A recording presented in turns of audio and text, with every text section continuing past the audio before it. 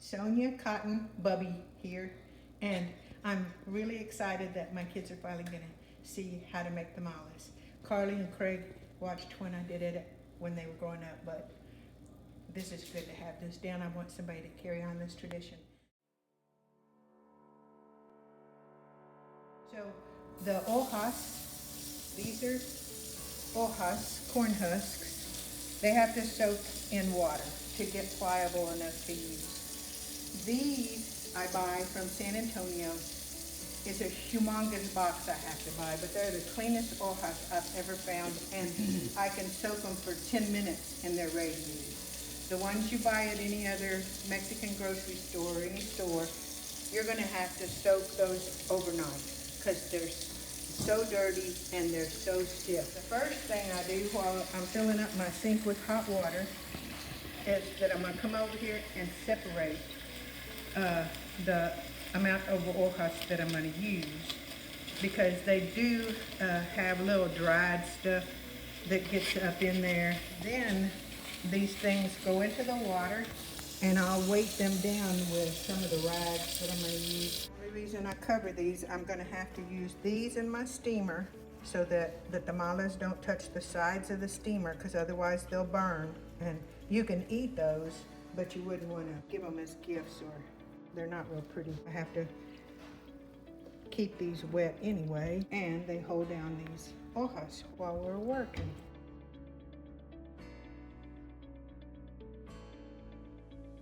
Alright, so I'm using the Orrington chicken broth, and it takes 2 teaspoons for every cup of water to make the broth. So, and I make 4 cups at a time. That's my recipe. So I've got the water going and it'll boil in a minute. And in the meantime, I'll put 4 cups of masa, and I use this Masa. The pink one's good, but any of the masas are okay. Where do you get that at? Walmart, Kroger, the Mexican food restaurants. It's real easy to find. So you do 4 cups, and I can share the recipe with anybody. That I brought, I think 4 copies today. All right, so 4 cups of masa, 1 tablespoon of baking powder, 1 tablespoon of garlic, just garlic powder, not garlic salt. We're gonna add the salt later. And then 1 tablespoon of chili powder. And then the original recipe called for a tablespoon of salt. I'll cut it back by just a smidge. I don't quite fill up. So A tablespoon, gotcha. I don't quite fill up the tablespoon, just so we can have a little less salt. Okay, that's pretty good right there. We're waiting for the water to boil.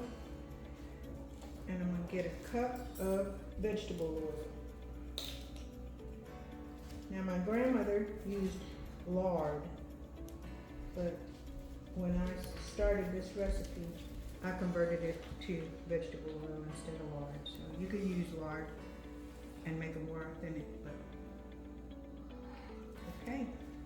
So I got 4 cups. And now you don't have to do this way. This is Bubby's angle.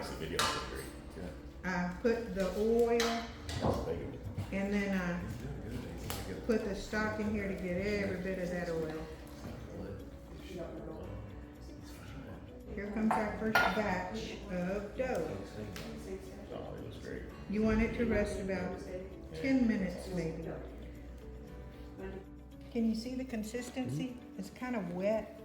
It's a wet consistency because it's going to dry out as we start using it. Might not today because so many of us are going to be working from this point. So now what we're going to do is cover this so it'll rest for about 10 minutes before we get ready to move on it. So I take one of these towels and I wring out all the water. And I cover the masa, because otherwise it'll dry out by the time It probably wouldn't today, but if you're doing it by yourself, by the time you get done, it'd be real dry. So we'll stick that on the table.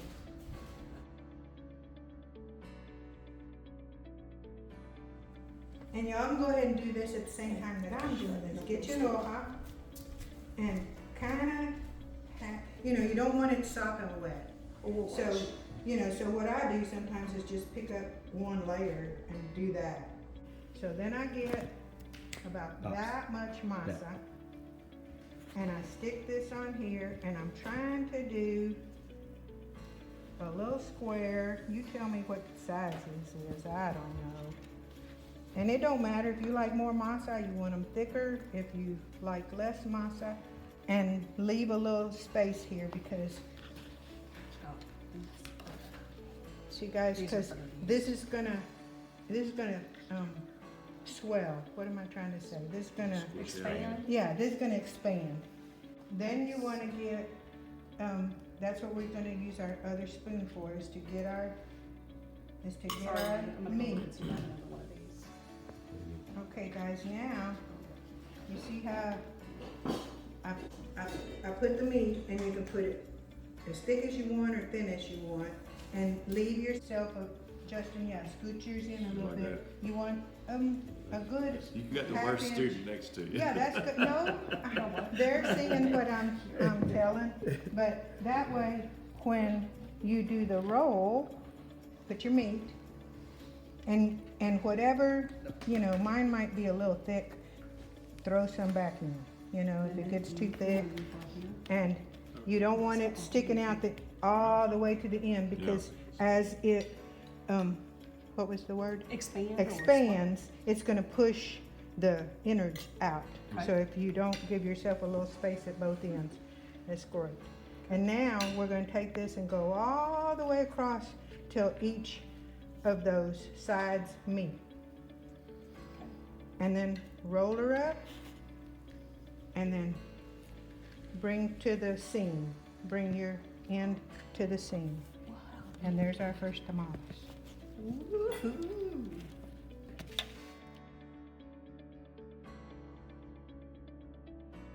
3.5 dozen tamales. And you can use a big pot with one of those little folding steamer baskets, but they only hold about 1.5 dozen.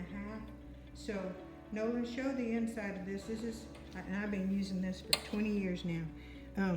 It's like to make a turkey or something, and it's a roaster oven.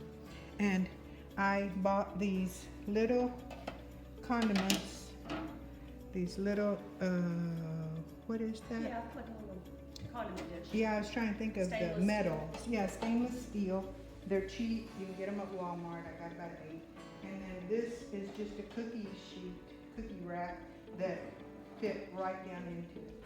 You want to fill your water. Go ahead and fill up all your little legs, the condiment cups, but only about 3/4 full.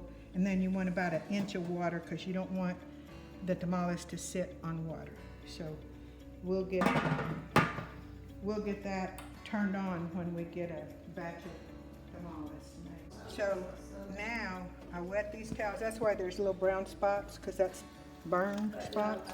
After they get too bad, I don't use them no more.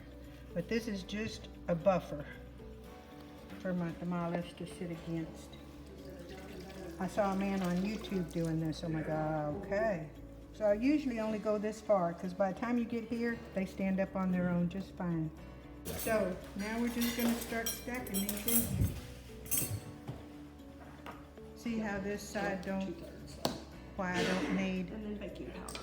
more towel there. Now we're just on top. It's just a damp towel. It keeps them more moist.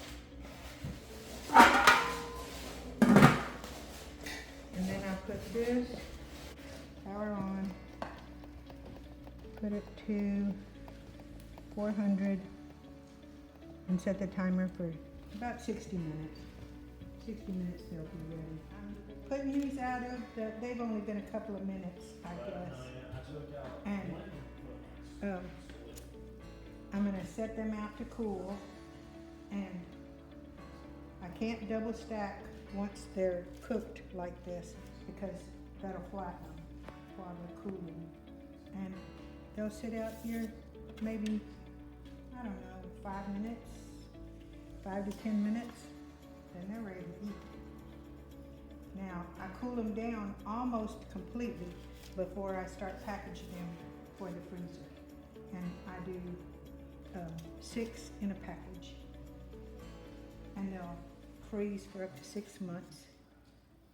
Or if you just put them in the fridge, they're good for about a week. And that's what you do.